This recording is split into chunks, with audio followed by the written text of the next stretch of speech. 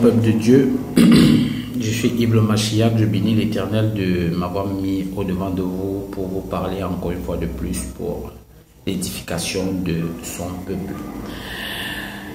Je vais vous parler aujourd'hui comme le thème du message le dit, la sagesse de l'Éternel. Qu'est-ce que c'est que la sagesse de l'Éternel? La sagesse de l'Éternel est le fait, n'est-ce pas, que Dieu donne les capacités à son enfant de pouvoir discerner le bien et le mal. C'est ça la sagesse de l'Éternel. Et qui parle de sagesse de l'Éternel dit aussi forcément qu'il y a, n'est-ce pas, la sagesse, une autre sagesse, mais qui n'est pas de Dieu, qui est forcément du diable.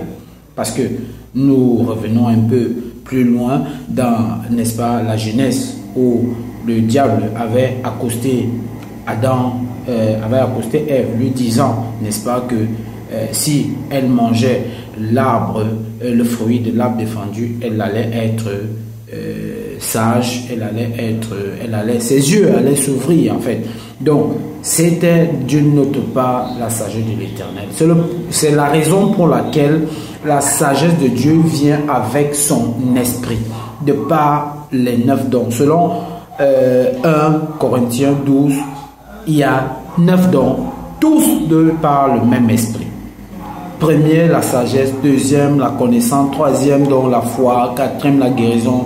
Cinquième, donc l'opération des miracles. Sixième, diversifier des esprits. Septième, donc qui est la prophétie. Huitième, qui est le discernement des esprits impurs. Neuvième, qui est la diversifier des langues et l'interprétation des Saintes Écritures. Voilà, tous ont le même esprit. Et encore une preuve patente que la sagesse, n'est-ce pas, c'est Dieu qui la donne. On va prendre le livre, n'est-ce pas, de Roi, le livre de Roi, 1 Roi chapitre 3, verset 9. Accorde-moi donc à ton serviteur un cœur apte à écouter pour juger ton peuple, pour distinguer le bien du mal. En effet, qui serait capable de juger ton peuple, ce peuple si nombreux, si nombreux? Vous comprenez? Sagesse ici, Salomon, le roi Salomon n'avait pas de capacité, de charisme de roi.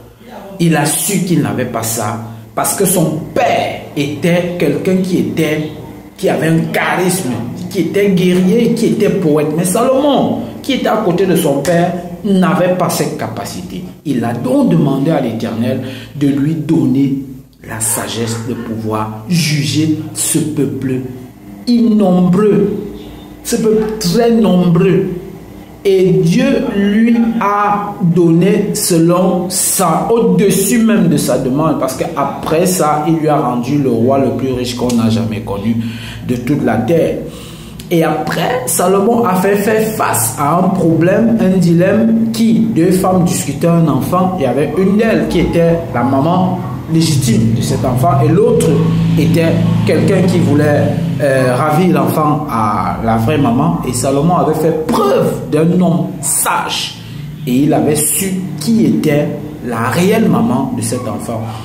Vous comprenez ici que la sagesse vient chez un enfant qui demande, un enfant de Dieu qui demande avec sincérité pour pouvoir connaître le bien et du mal. La raison pour laquelle Salomon dit dans le livre de Qoéleth, chapitre 4, verset 13, que vaut mieux un enfant pauvre et sage qu'un roi stupide et riche qui ne se laisse plus avertir.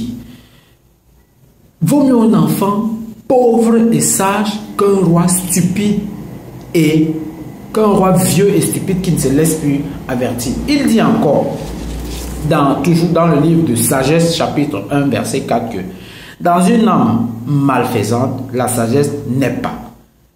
Elle n'habite pas dans un corps crevé de péché. Donc, tu ne peux pas demander à Dieu de te donner la sagesse si toi, tu vis dans le péché. Si tu vis dans ce qui n'est pas de la parole de Dieu. Vous comprenez? Il faut être celui-là qui craint l'Éternel de par la peur de pouvoir commettre ce qui n'est pas bien. Et il dit encore dans le livre toujours de Qoélète, quand je dis Qoélète, je parle d'Ecclésiaste, dans le livre de Qoélète, chapitre 4, verset 17, que veille sur ton pied lorsque tu entres dans la maison de Dieu. Approche-toi pour écouter au lieu d'offrir le sacrifice, ce que présentent les hommes stupides, parce qu'ils ne savent pas qu'ils agissent mal. Il y a plein dans les églises aujourd'hui qui se présentent et qui pensent que parce qu'il a fait un sacrifice, parce qu'il a fait, je ne sais pas, il a fait tel don, il a aidé telle ou telle personne, que vraiment il est en étroite collaboration avec Dieu. La parole de Dieu dit bien que l'obéissance vaut mieux que les sacrifices. Quand tu obéis à la parole de Dieu, c'est 1000 fois mieux que les sacrifices. Donc vraiment, peuple de Dieu, demandez à l'Éternel de vous rendre, de vous donner l'intelligence, de vous donner la sagesse, car la parole de Dieu dit dans Proverbe 19 que le manque de sagesse n'est bon pour personne. Et celui qui précipite ses pas tombe dans le péché.